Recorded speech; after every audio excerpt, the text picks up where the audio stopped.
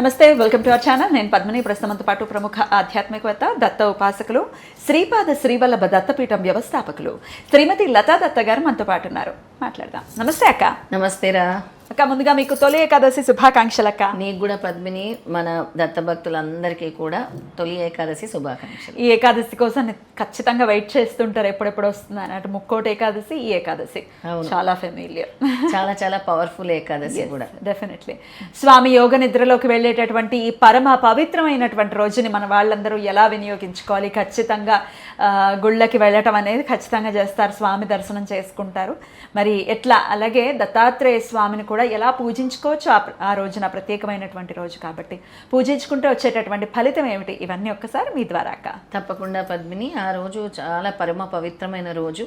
దత్తారాధనకు కానీ విష్ణుమూర్తి ఆరాధనకు కూడా. ఎందుకు అంటే హరిశయన ఏకాదశి. ఆ రోజు నుంచి విష్ణుమూర్తి నిద్రలోకి చేరుకుంటారు కాబట్టి ఇక ఆ రోజు నుంచే చాతుర్మాస దీక్షలు కూడా ప్రారంభమవుతాయి. చాలా చాలా విశేషంగా ఎంతోమంది పీఠాధిపతులు కూడా ఈ చాతుర్మాస దీక్షల్ని చాలా చక్కగా చేపడతారు. అందరు కూడా చేస్తూ ఉంటారు.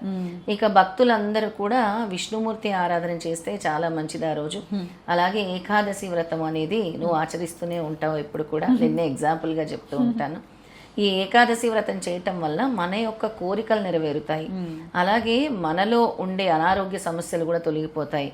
ఇక ముఖ్యంగా ఏమిటి అంటే ఒకప్పుడు చాలా కరువు కాటకాలు వచ్చేవి.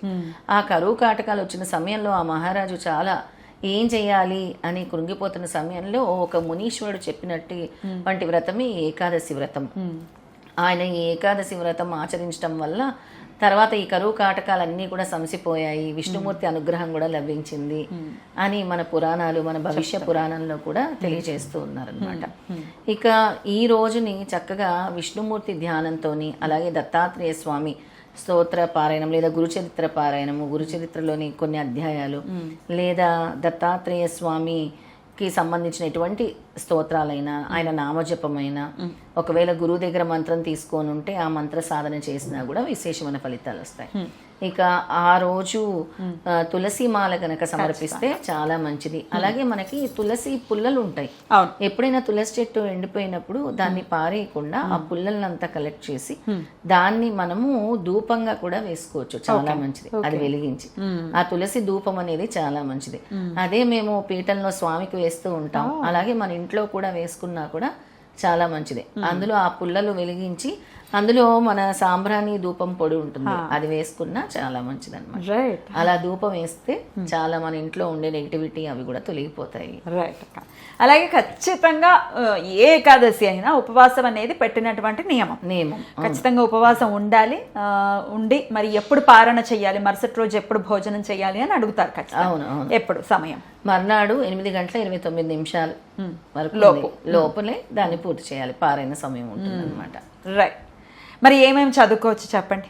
దత్తాత్రేయ స్వామికి సంబంధించి అందరికి వచ్చినటువంటి సిద్ధమంగళ స్తోత్రం ఎప్పుడు మనకి విజయాన్ని ఇస్తుంది.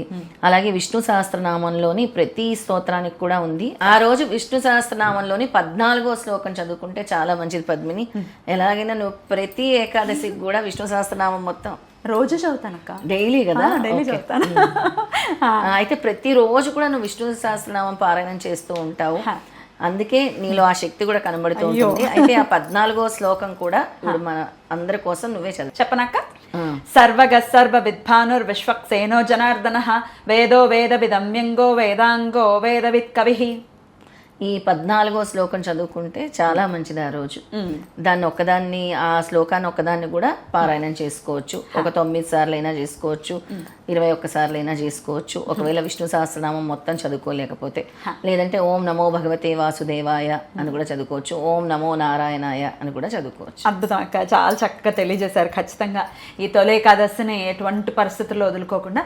విష్ణు సహస్రనామం చదవలేకపోతున్నా అంటే సిద్ధమంగళ స్తోత్రం చక్కగా సరళంగా ఉంటుంది. సిద్ధమంగళ స్తోత్రం కూడా అందరికి, దత్తభక్తులందరికీ సిద్ధమంగళ స్తోత్రం తెలుసు, అదైనా చదువుకోవచ్చు, చక్కగా చదువుకోవచ్చు. చాలా చక్కగా వివరించారక్క. ప్రతి ఒక్కరూ కూడా ఈ తొలి ఏకాదశిని ఎలాగో మీరు వదిలిపెట్టరు.